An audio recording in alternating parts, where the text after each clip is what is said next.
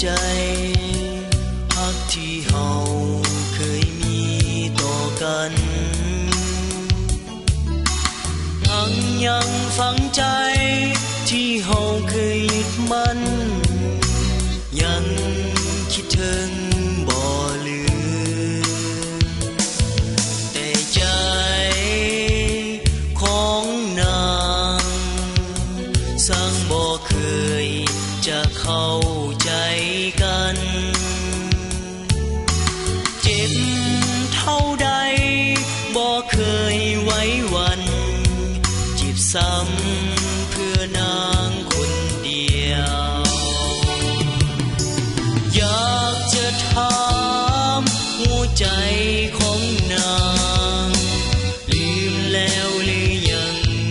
หักเขาที่ผ่านมาลืมคำสาบานที่เคยสัญญาว่าสองเฮาจะอยู่คู่กันตลอดไป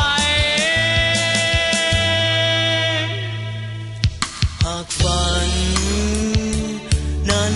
เป็นจริงช่วยบันดาลให้นางกลับมามีความในใจอยากบอกให้หูว่ายัง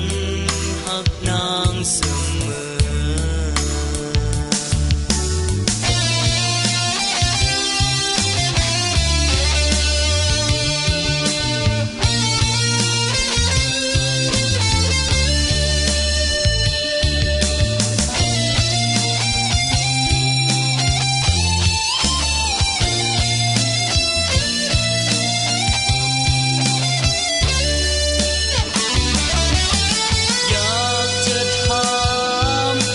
ใจ